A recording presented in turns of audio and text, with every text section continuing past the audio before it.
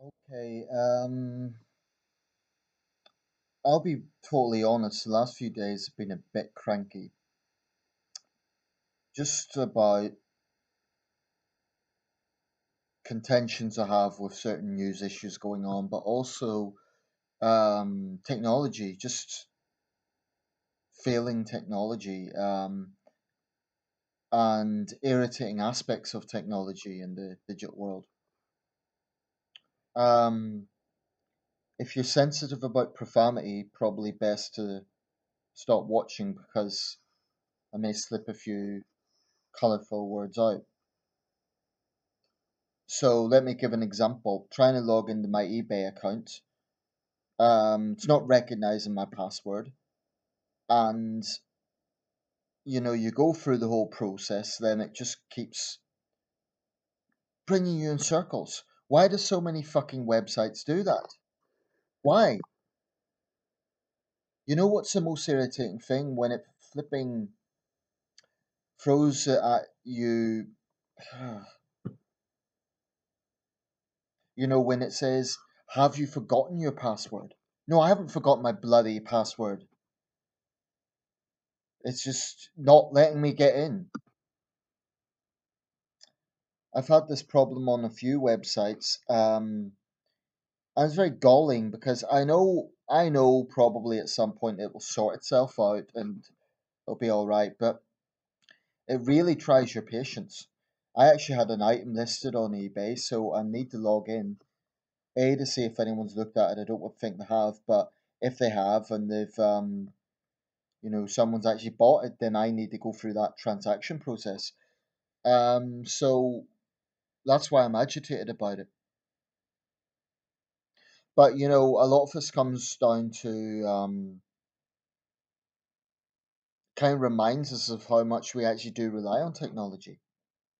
Now, this computer, I don't know if you can actually see no, you would be able to, camera won't be able to show you the keyboard itself, but I got a virus on this about 3 years ago. It restarts itself literally about 10 times a day. Now, most of the time it doesn't bother me because I'm actually used to it by this point.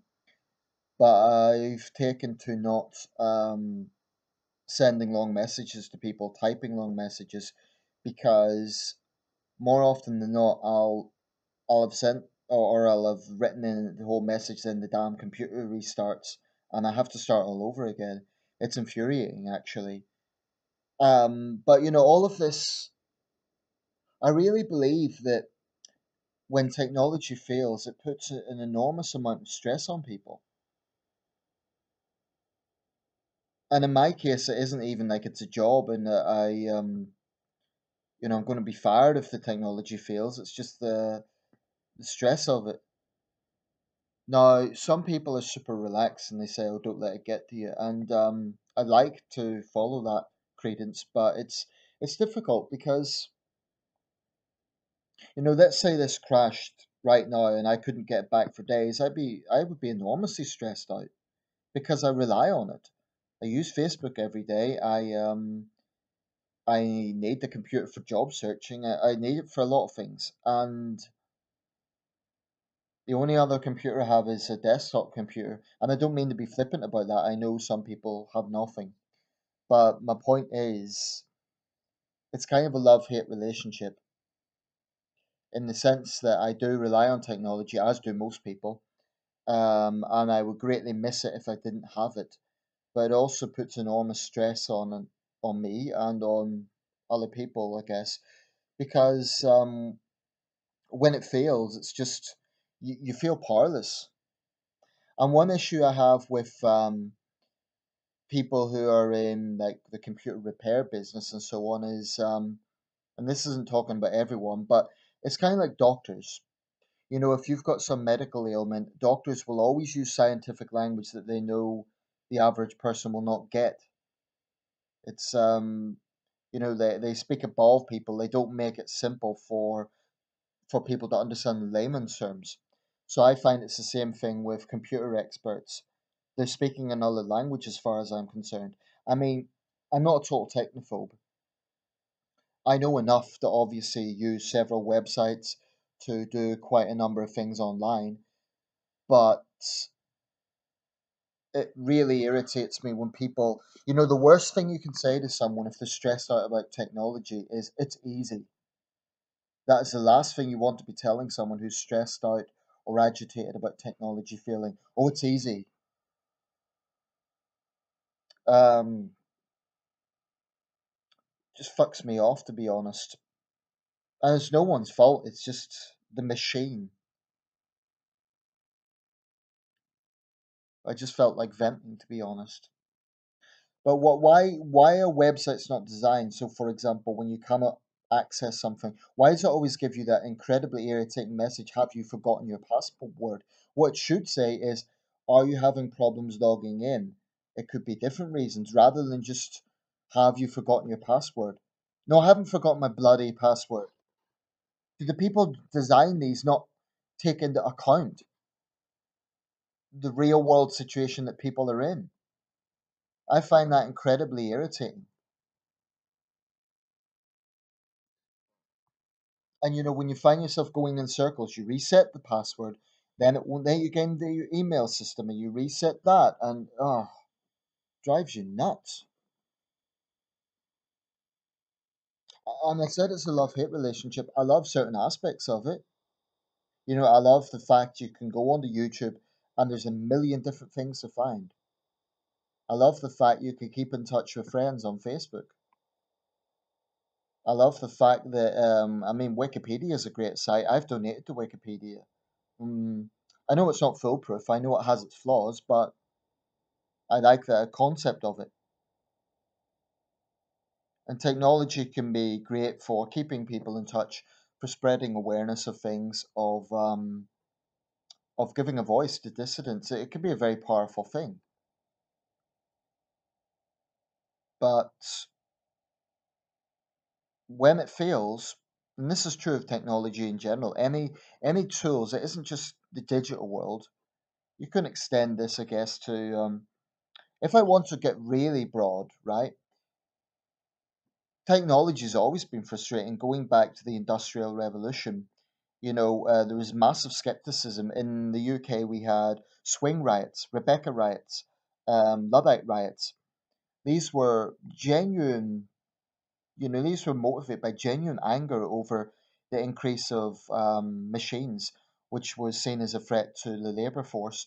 And today, that can be extended to such things as self-service tills. Now, self-service tills, um,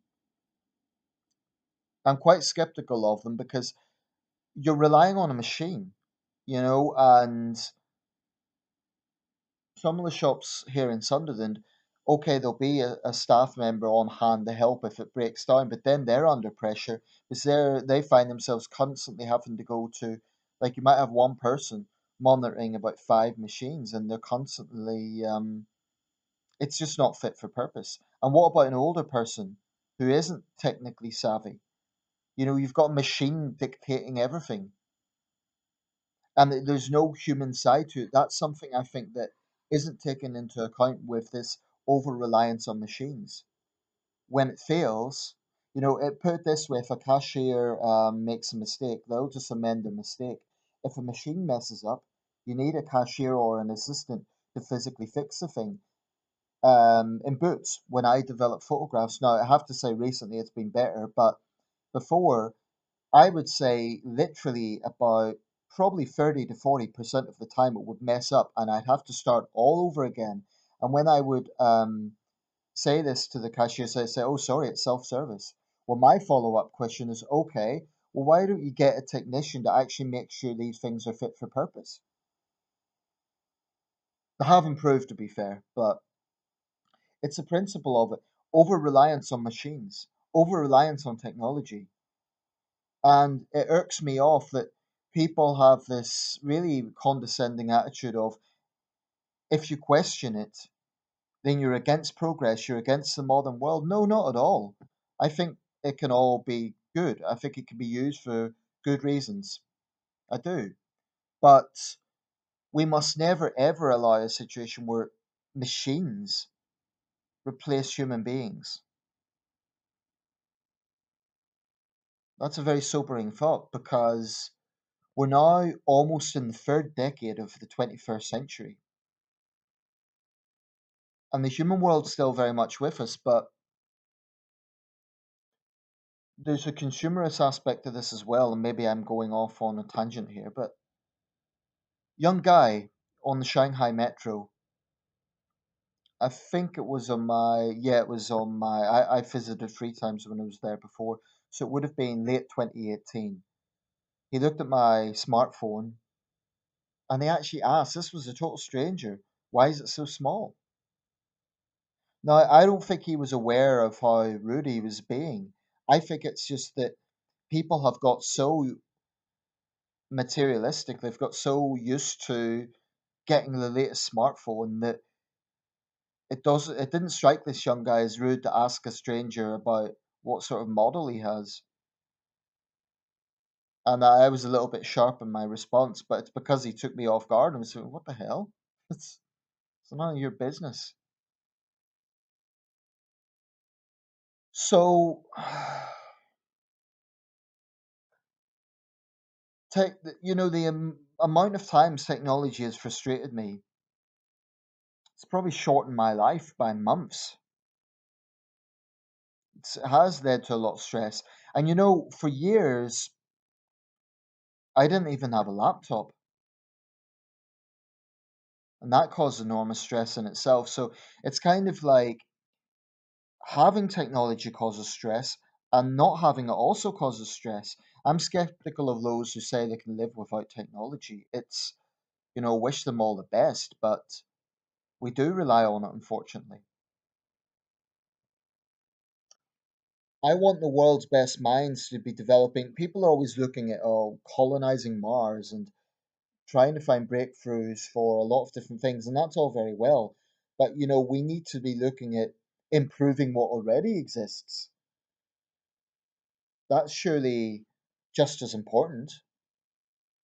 So having a situation where passwords are not always bringing people in cycles, i.e., when for whatever reason they can't access a website, it's not a case of resetting a password. I mean that people with the brains to do these things really need to be developing a way to make it a lot simpler. And of course, I'm not naive. There is, the cyber warfare. There's malicious, in my view, lowlifes who think it's funny to mess with people's personal accounts. I'm not talking about ethical hacking, because I think there is such a thing. I'm talking about the absolute shitheads. That's what I think of them, who think it's a laugh to hack into strangers' accounts just to, cause them stress. I think people like that, um, I'd love to lay them out, to be quite honest. I wouldn't do it because common assault is a criminal offence, but my goodness me, people who take pleasure from messing with other people's lives just for a laugh, I think they're scum. I really do. And it's a particularly disgusting form of messing with other people because they're anonymous. They could be in Tokyo, Mexico City, London, Buenos Aires, Cairo, Shanghai, and you just don't know. They could be within your own country, and they're messing with it. They're messing with your personal. I find that utterly disgusting. I think there's a place for ethical hacking. Um, exposing dodgy things that governments are doing, or big companies for that matter. But messing with individuals, I've never understood that. Anyway, I'm going off on a tangent. But hey, this is just a complete rant about, and I admit it is. I fully admit it is. I'm just getting off my chest. There are a lot of things about the digital world irk me right off. What's the most annoying thing? When people patronize you and they say, "Oh, it's easy." You know, if you speak computer language, it's easy, but most people don't. I'll leave it there.